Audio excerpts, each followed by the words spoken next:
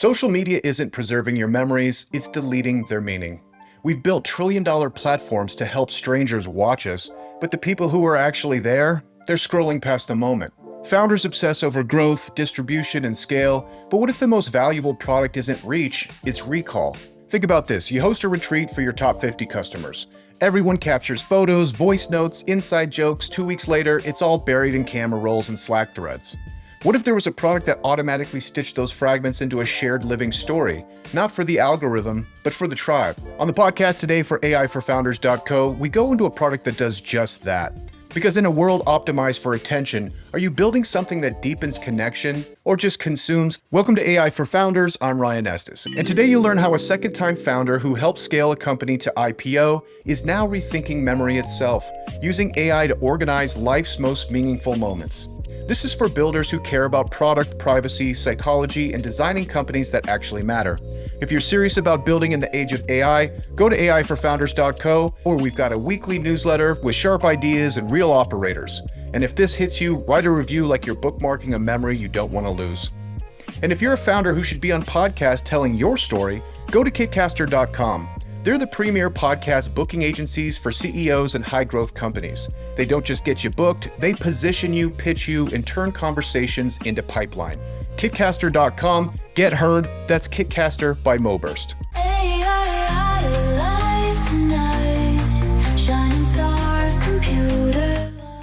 All right, well, Oleg, welcome to the show. How are you? Hey, Ryan, I'm very well. Great to be here. Great to meet you. Happy to meet. Yeah, fantastic to meet you as well. Really excited to talk about your story and your product. So let's start off with just a brief introduction to your product. Who's kind of your ideal customer and what problem you're trying to solve? As it stands right now, we'll talk about it in a few moments, I guess. The product that I'm building is a private social network for photo sharing. Which is a tool that is missing right now. So it's absurd that we're in the 21st century and photo sharing is still broken. And I believe the time is now to fix it. Incredible. Zillions of reasons. Yeah.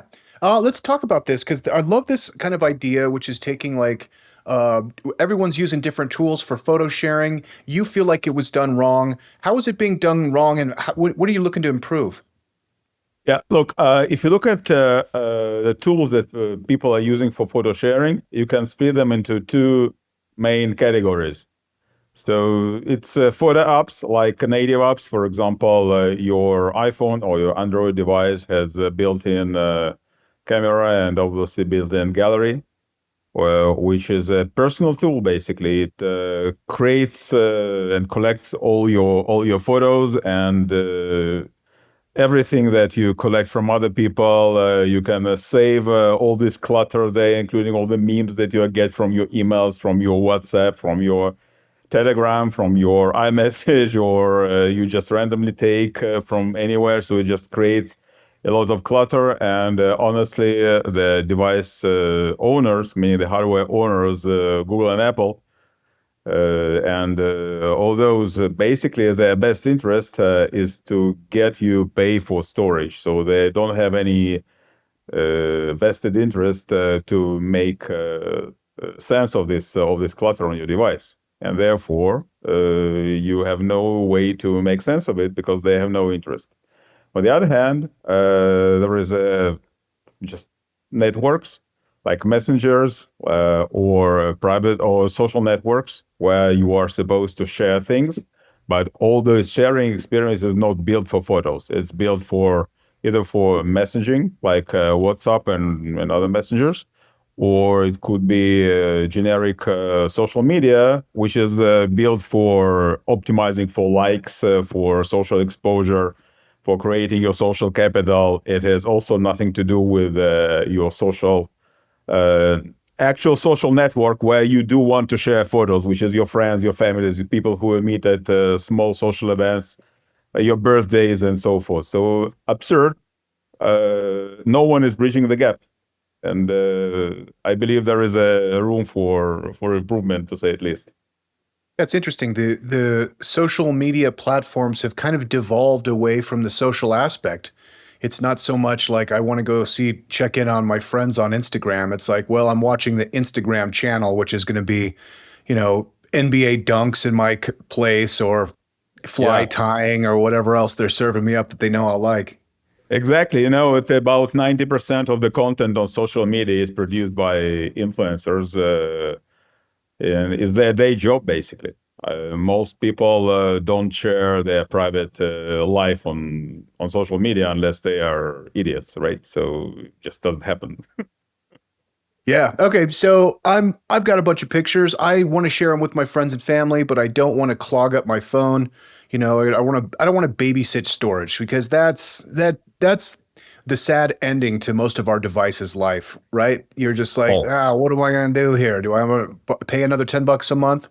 So your company Truly, and it's truly.me where people can go check it out. What are the features kind of like you're baking into kind of the core application? How are you determining kind of pricing? Yeah, let's start there. so it's a quite a complex question. Let's try to split it to several questions. So uh, technically, the way it works, we're trying to apply some AI algorithms on device that would allow you to make sense of your photos and to select the best photos on from your own gallery, from the photos that are photos and videos that are shared at social events where you guys join together on the platform potentially. The idea is that we want to bring a tool that will highlight the best photos for you that are worth sharing, and will make sharing frictionless. That's the North Star. That's where we're heading. Uh, so Regarding pricing, we are exactly at the point in time where actually I'm starting a new chapter. So it's quite interesting that we're meeting today, which is just the beginning of the new one. So previously, my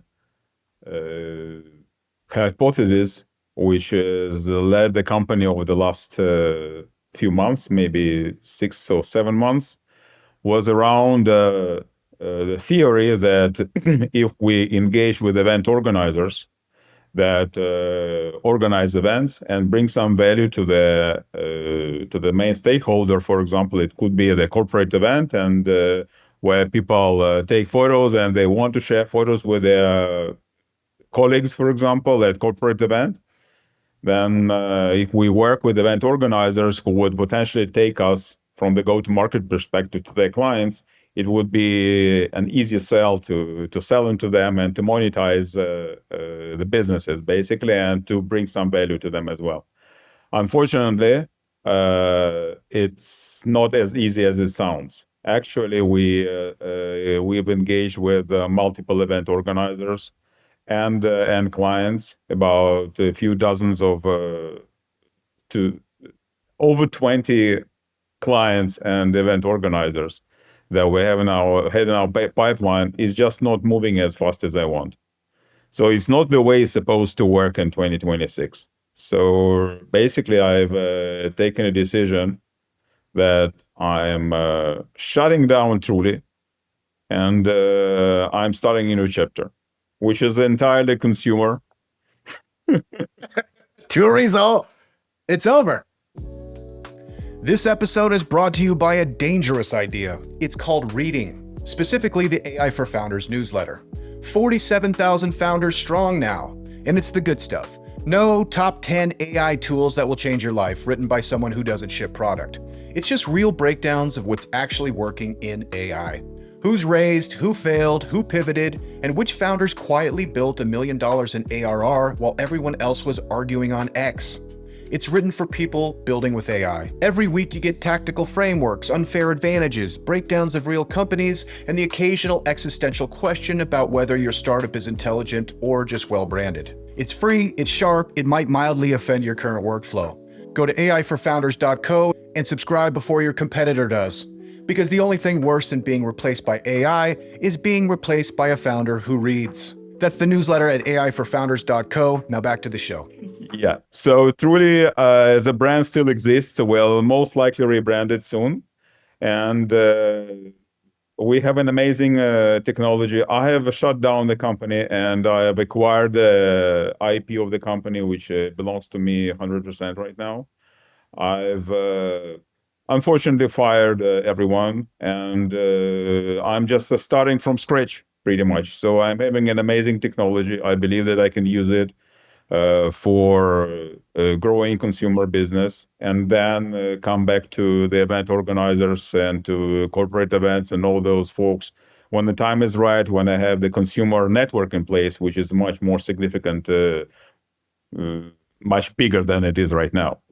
So it was a tough decision, obviously, but after honestly having an honest look at where I am right now and where I spent my time and money over the last few years, actually, from the original idea, which has nothing to do with what I'm doing now, honestly. So it was a race for pleasing some stakeholders, maybe hoping to raise VC funds, wasting my own fortune that was, earned by very hard work in the previous startup. And so I looked at it and I came to conclusion that we are not in 2010, we are not in the 90s, we are in 2026. The company should not work this way. The company should be lean. I can do lots of stuff myself. Amazing AI, which allows us now to build code if you know what you're doing in no time, like Cloud Code and all those, allow me to build things quicker, faster, and at higher quality than my entire team could a few years ago. I can be much more efficient. I can be very lean on capital. I don't have to spend many thousands of dollars, maybe even tens of thousands of dollars every month. I can be lean. I can get to the traction metrics, and then I can prove that I'm on track. And then I reach out to investors again and build it right on the same technology. That's where I am right now. What a serendipitous time to be speaking with you, and this audience is full of founders. And I think a lot of people are kind of looking in the mirror right now and doing the same thing, because just in the last 12 months, it's gone from like, oh, look at this AI augmented vibe coding to like now where it's like, Claude Code is very, very good. 4.6 Op is very, very good. Like, am I moving in the right direction? Is I guess the question. So I'd love to kind of dig in deep here if you don't mind, because I know it's also sensitive subject because it's like you work on projects at some point, you gotta move on from them. So, to kind of have you in this moment is very, very interesting. Now you're saying, you're able to like radically improve productivity. You're also looking at the technological landscape of what kind of apps people want. And it's not 2010. So maybe this isn't the right product. So when you're thinking about shutting down a project, a lot of things come up because obviously these are people's lives, there's people's jobs, there's perhaps investment capital. Kind of walk us through like the steps of like realization and then execution of kind of like we're ending the project.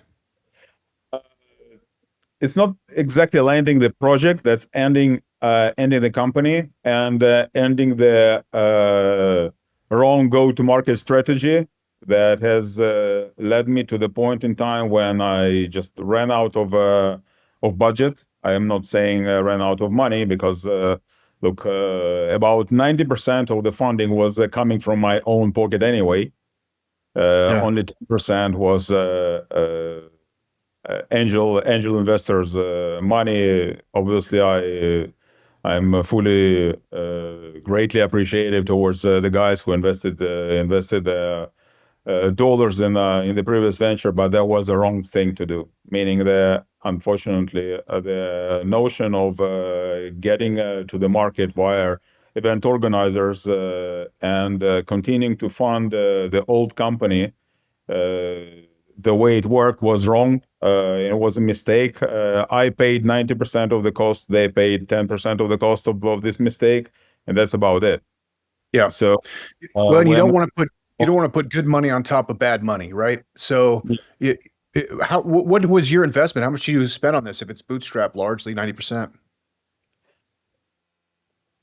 well, that that's quite painful. I invested way above uh, $1 million out of pocket money, Yeah. almost 1.5. So that was huge, and I'm not talking about only photo sharing stage of the business. In the beginning, it was even bigger idea. It was almost an everything up. I even called it Person I, and my ambition was to create sort of an everything up. I ditched it long time ago, but still spent a lot of money of exploring this idea. So if it would be 2026, and if I had these amazing tools that I have now, with all my experience as a hands-on software developer, I should have taken this step a long time ago. So it's better late than never.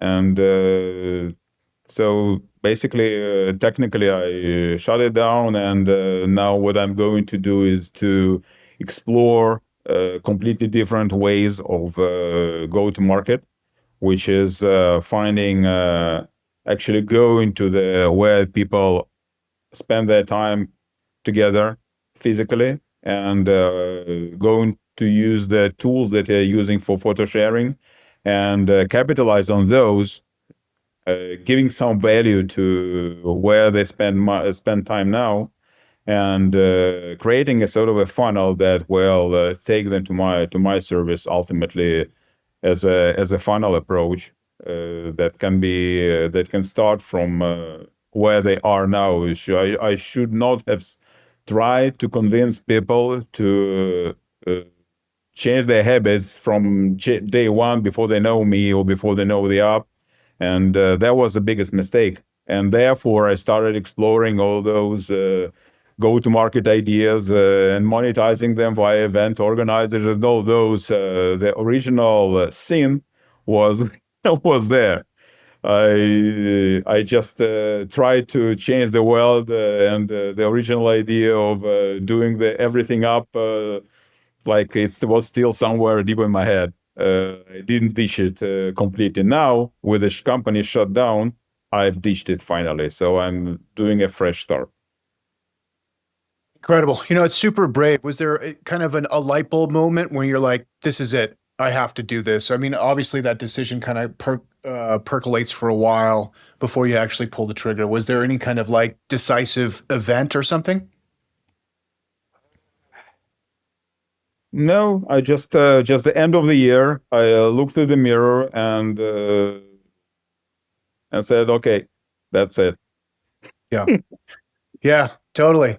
And good for you, because I mean that's where you got to make room for new ideas. So, and there's Yeah. obviously a lot there in photo sharing. There's a lot that can be done. But to take a step where you're like, okay, we're actually ending this so something new can evolve, as opposed to trying to pivot different ways. It's like actually kind of like, let's start with a blank slate. So was this decision accompanied by any other ideas? Like, hey man, actually I need to chase this kernel and I can't do it with this. What's going on now? So as I said, that I'm starting this week. Actually, we're starting to explore opportunities of tapping into other communication tools and finding the right small communities. The biggest unlock that we did before shutting down the company actually was that people do want not. Basically, there are two things, two behaviors that I noticed. Number one, when they're sharing photos, people want photos of themselves mainly, and of their loved ones and of their families.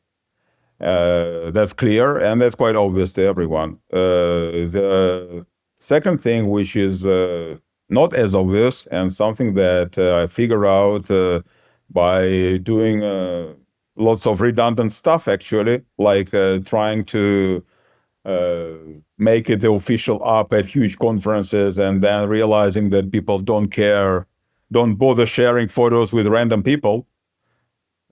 That was the experiment. Then I realized then if the social environment is right, if the network inside the event is uh, basically made of people who are either share the same values with you, or they are just close friends, or their families, or their friends of friends, then people actually want to contribute photos as well. For Yeah. example, I can give an example. One of my friends, who is a big fan of Japan and Japanese culture, and even Japanese venture capital industry. So he's an Israeli guy, and so he organized a party, sort of a party here in Tel Aviv that was themed to Japan, and he introduced his view, and he started to learn Japanese, and he spent a few months exploring the Japanese venture capital scene, and he created a demo for maybe 40 people. We had amazing, great sushi and whatnot. And so basically, people respected him, and people, they were friends and friends of friends. So he used an app, meaning the old existing app, for sharing photos at his event. And at the beginning of the event, he showed a QR code as a part of the demo of the about Japan, and say, "Hey, why don't you mind scanning this QR code and contributing your photos?" And so we can see each other's photos from this event, and almost everyone shared them. Basically, that's one of the proof points that even if people don't necessarily know each other, if they feel that they are in a right social, very tight environment built around some very specific, secure, and trusted small group, then they would love to share their photos with each other, not Yeah. only with friends and families. So that's something that will basically drive me at the next stage. I think that the hypothesis of people wanting to share photos, if the social environment is tight, secure, and right, the biggest unlock is coming from there. Interesting. I love your focus too, is like in real life stuff. I've been feeling a big pull for that too. I think after, everyone came out of their COVID coma, there was time there was time to make up, So and particularly being able to validate in the real world in real time, where you can see people actually using it, you can see where they don't use it and why. It's really interesting. So, let's say you're moving forward. What does the next 3 to 6 months look like for you? Like, what are some kind of major benchmarks you want to do moving forward? So I want to prove that I am able to inject my product into the existing distribution channels, Yeah. that people would want to use and would trust the service to share photos, and the funnel would work, and have some significant amount of users who would be converted to using the app going forward, and will retain there. Then in the next few months, if everything goes well and I see that the funnel is healthy, then I can come back to investors and start fundraising, and maybe come back hiring some people somewhere. Until then, I'm doing everything 100% by myself. Yeah. Everything. Am I assuming that you're using Claude Code for your code base to write? Yeah, yeah, that's an interesting part, actually. So, I have a background of software engineering for the last 35 years. Actually, I have experience since in coding, and somehow I did it without Cloud Code for the last 35 years. Yeah. So Now, when the team was released, and I had to get to code instead of them, basically, and getting my hands dirty again, and not necessarily in the environment that I'm the biggest and the best in class developer, which is mobile app itself. Like I'm pretty good at backend and C sharp and all those, but I'm not so good in hands-on development of a mobile app. I haven't done it myself ever. So then I realized that for $20 a month, I can hire an expert that will be my mobile CTO. I can give him the instructions, and he will come up with the best possible solution. And then I can apply my 35 years of experience of signing it off. Basically, that's how it works, and that's amazing. Like I'm shocked myself. It's incredible. Now, I'm really interested in this. You have a legacy code base. How did you introduce code or Claude Code to your code base? Basically, did you kind of create a sandbox and say like, and just kind of walk it through? And I'm using kind of this personification because that's what I've seen kind of works the best. It's like almost you want to shake hands with Claude Code and be like, hey, this is my code base and this is how we organized it. And this is what we're trying to do. And any recommendations here would be awesome. Don't go crazy and blow the house down. Help me make this better. Yeah. Did you do kind of like a process like that? Actually, I looked at this Cloud Code thing as my new hire, which cost me $20 instead of whatever Yeah. what the salary was of the software developer. And then I created proper tasks in Jira, and I assigned these proper tasks to this guy, and I said, okay, so this is a task, do it. So now tell me what's the plan. Don't make any changes. What is the plan? What is the fix? Let's start from the most annoying bug fixes before we move on to the actual features. Let's start from bug fixes. So this software developer offered me a few solutions. The first one was stupid. I said, okay, no, you are doing something wrong. So that's could not be. Trust me, I have more experience in software development than you, and think better. Think. So ultimately, me and the and the Cody and Cloud Code. So we fixed a huge, massive performance issue that had in the app that my team was trying to solve for a few months without using Cloud Code. We fixed it in one day. Wow. Do you think it was worth the $20? Oh yeah. It's ridiculous, right? Yeah. Fascinating. Okay. What a cool conversation. This is amazing. Oh, like anything else you want to add to either the decision or the moment you're in right now? How do you feel emotionally? Do you feel relieved? Do you feel inspired? Do you feel regretful? Like what is the kind of emotional weight? I'm at an incredible high. I'm inspired. I feel like I'm back to business. I'm not wasting anything. I'm not wasting money anymore. I'm not wasting time. I'm just building something useful the right way. I'm not trying to chase and please anyone.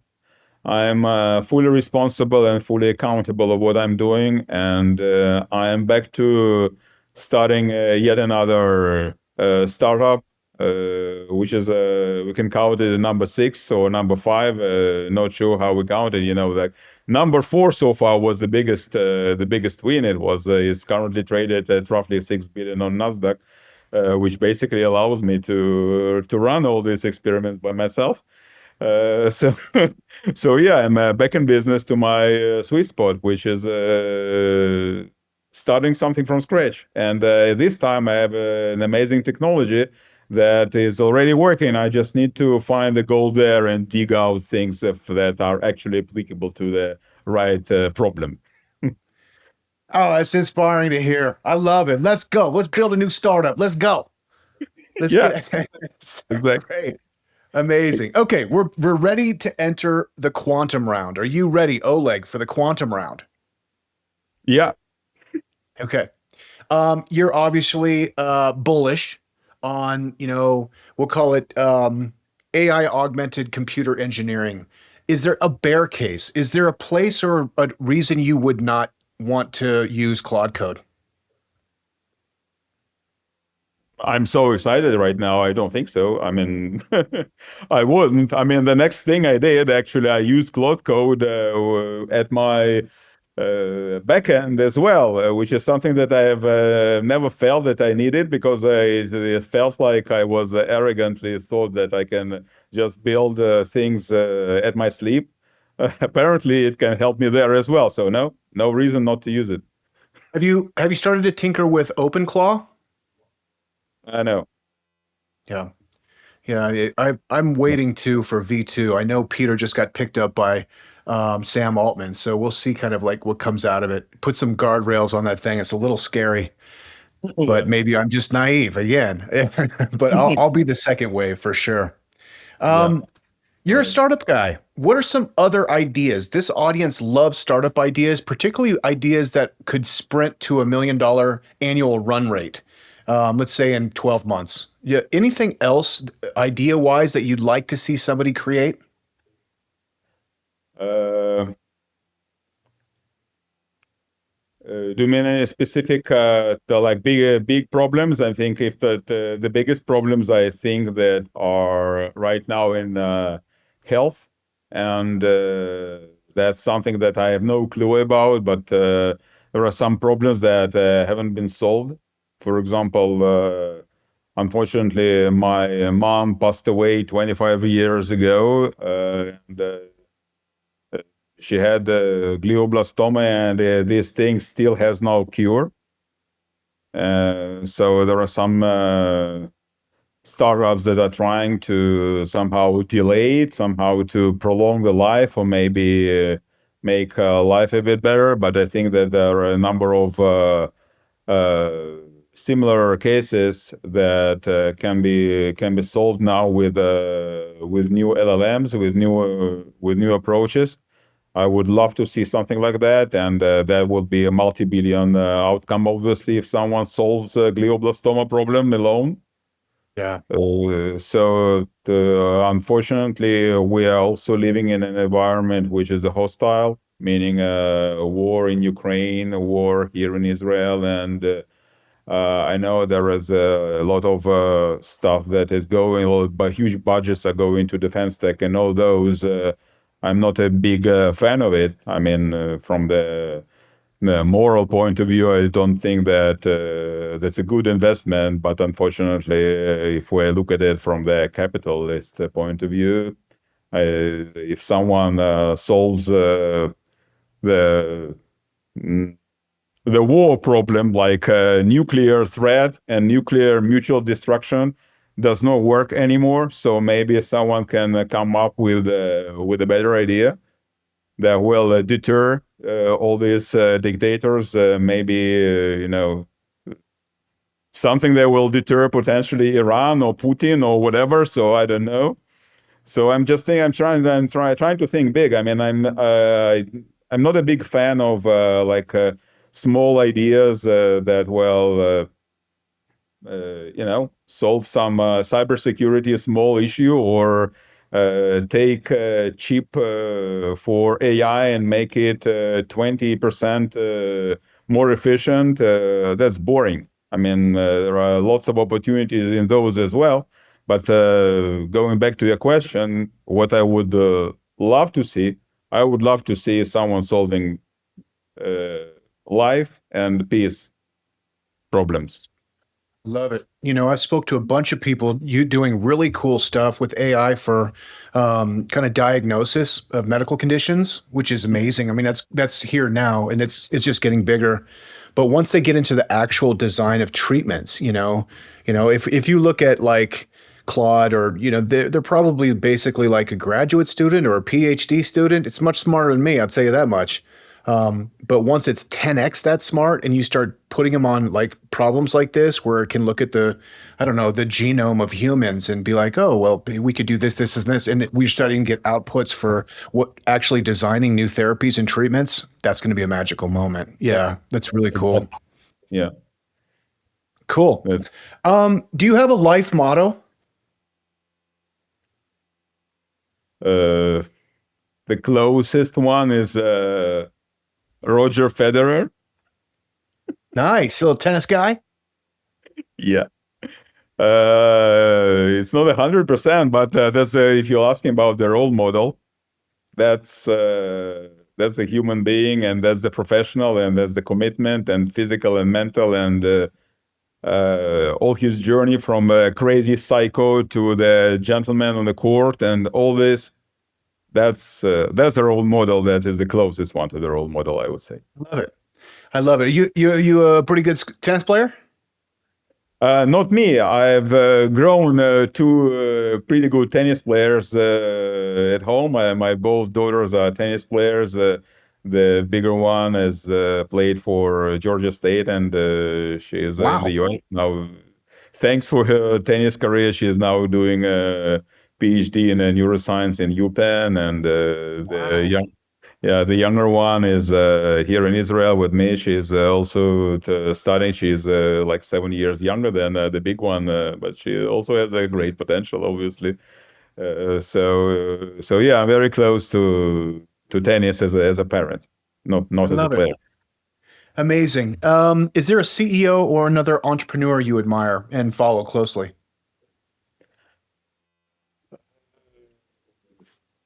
Well, I don't admire anyone. I'll be brutally honest with you. I don't admire anyone. I mean, there are some folks that I would be more than happy to learn from. It could be starting from Steve Jobs and Elon. But from the personality point of view, none of these guys, with all the respect, definitely to Steve Jobs, I don't admire them as CEOs or as people, like human beings. So it's if we could combine several ones of them in one personality and add Roger Federer on top, that would be the reason to admire. Let Roger Federer run the company. You're like, look at this. We're gonna play a net game. I don't even know how that applies to the company, but that's what we're doing. Right. Yeah. Amazing. Your daughters are in college. If you were to go back to university today, what would you study?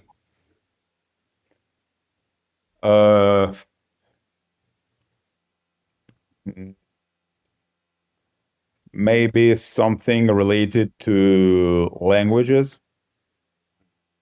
Not necessarily a technical discipline. I think that if I go back to the college, not only college age, I would say, then I believe that it doesn't really matter. I believe it does really matter what you study.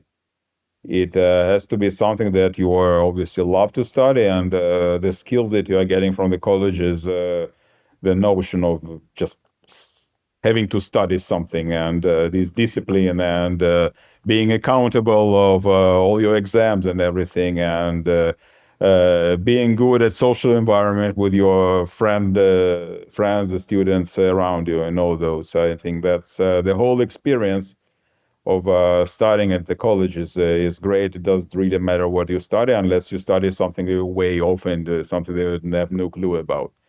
So I happen to study applied math, but if you ask me if I used 1% of what I learned in the university, I don't think so. I mean, less than 1% of the actual of the actual study was actually applied to my career. I could have learned something very different, and I would ended up where I am right now, most likely. Yeah, it's almost like where it is, not what it is. It's like there's an energy and like a camaraderie that goes with a college experience now that like, yeah, study whatever, you know? Yeah, yeah, great. Yeah. Cool. Amazing. We'll kind of wrap with this one. What's a book recommendation you often make, or what's a book you would actually buy somebody to read? Uh, Buying a book. Let me think.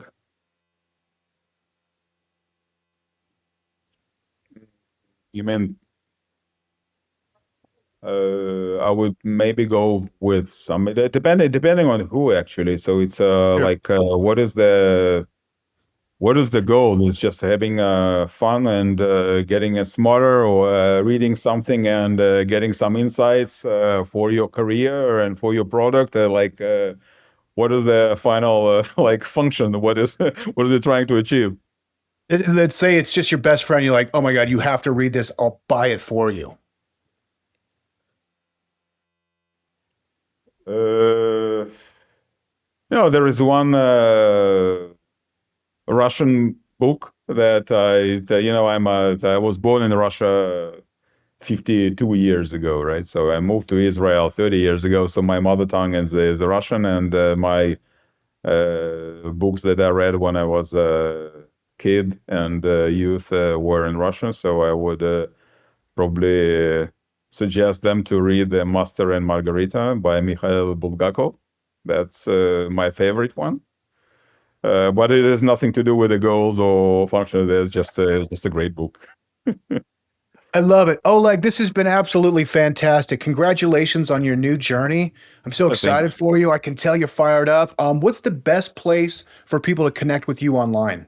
Yeah, so I'm very responsive on LinkedIn. And by the way, if someone from your audience, I'm sure there are maybe a few of them, if you guys have built some consumer networks or consumer products, and you've experienced organic growth, and I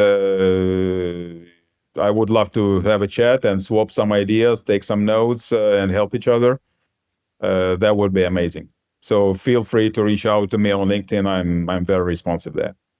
Tremendous. And I will link your LinkedIn in the show notes below. So if you're listening to this, click on that, connect with Oleg, and Yeah. talk. Thank you so much for joining me. This was an awesome conversation. Thanks, Ryan. Great conversation. I agree. Thank you. You bet. This episode is brought to you by MoBurst, the AI-first growth engine trusted by iconic startups like Calm, Robinhood, Reddit, Uber, and Google. MoBurst is a digital full-service mobile-first marketing agency that helps companies to scale and become category leaders. Whether you're finding product market fit or ready to accelerate growth, MoBurst delivers creative, data-driven solutions that help with scale and efficiency and impact. At MoBurst, we're not just guessing what works, we're predicting it. As an AI-first agency, MoBurst uses cutting-edge tools to analyze user behavior, adapt creative in real time, and uncover hidden growth opportunities. The result, marketing that's faster, smarter, and built to convert. From early-stage startups to global brands, we've helped hundreds of companies overcome complex challenges, unlock new audiences, and optimize every metric that matters. At MoBurst, we believe that creative thinking, advanced technology, and data are the core drivers of success at scale. If you're serious about scaling your business with precision and purpose, it's time to talk to MoBurst. Visit moburst.com and let's build something category-defining together.